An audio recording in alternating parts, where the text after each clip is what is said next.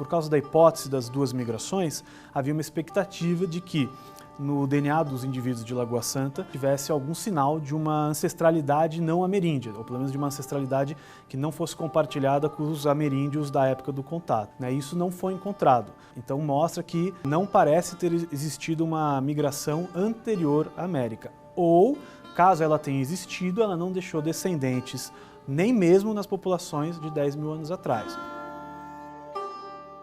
Esse é um artigo que tem como interesse a história indígena de longa duração, Contempla diversas populações da América Central, do Brasil, do Cone Sul e dos Andes. Então foi um grande apanhado. Na verdade, o nosso projeto, a nossa equipe, se dedicou a contribuir com a parte do Brasil. Basicamente, os esqueletos de Lagoa Santa, que são 7 indivíduos, e mais 3 sambaquis.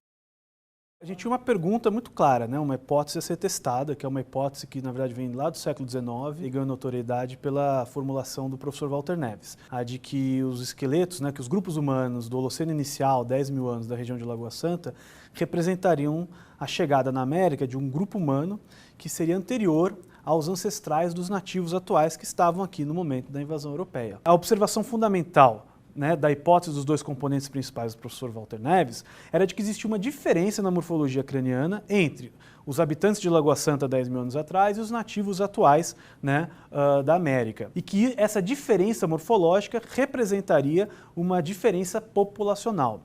Ele interpretou que essa diferença seria resultado de um influxo extracontinental de diversidade.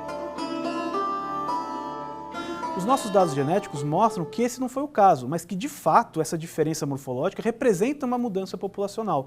Só que uma mudança populacional que se expressa em escala regional. Sem dúvida, esse é o maior, ou talvez uma das conclusões mais importantes desse artigo, que os grupos de Lagoa Santa não têm essa conexão profunda com as populações africanas ou australo-melanésicas que havia sido proposto com base na morfologia craniana. Elas são tão ameríndias quanto qualquer outra população nativa atual ou passada. Portanto, a fisionomia desses grupos não pode mais ser retratada como fortemente africana, como é o caso da reconstrução facial feita pelo Richard Neve na década de 90 da Luzia, que é tão emblemática.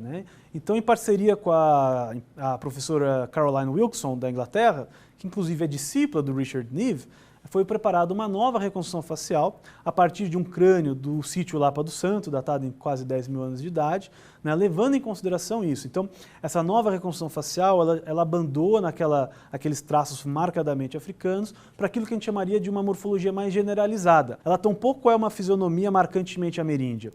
A ideia é que há 10 mil anos atrás você não tinha exatamente as mesmas caras que você tem hoje, são 10 mil anos. E que você tinha que ter uma cara um pouco, vamos dizer assim, uma cara que permitisse que a partir dali você diferenciasse tantas populações ameríndias atuais quanto as outras populações. Longe de ser uma coisa homogênea, que sempre se associa ao leste asiático, você tem uma diversidade enorme de tipos, de caras, de faces entre os grupos ameríndios, se você for da América do Norte até a Patagônia. Talvez seja uma diversidade até maior do que em outros continentes.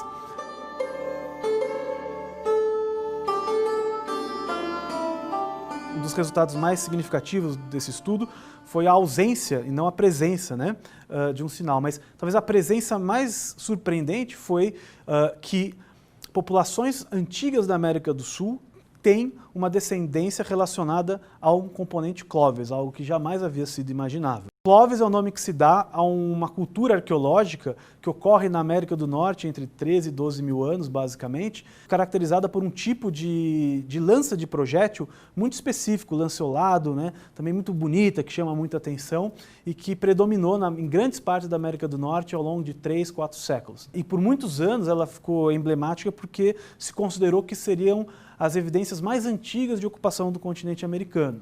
E durante décadas foi um debate muito grande se existiria uma ocupação humana anterior a Clovis ou não, o que hoje já está superado. O que a gente percebe com os dados genéticos é que, de alguma maneira, ainda que as pontas diagnósticas tenham sido paradas de ser produzidas, as populações que as produziam migram massivamente, né, para o sul do continente, passando pela Mesoamérica, chegando até Lagoa Santa e alcançando a costa andina no sul do Chile. Então, representou, sem dúvida, um evento de expansão populacional que não se limitou à América do Norte, como se imaginava anteriormente, né, mas que, vamos dizer, a partir da fronteira do México, deixaram as pontas de lança para trás, mas seguiram, né, se movimentando em direção ao sul do continente.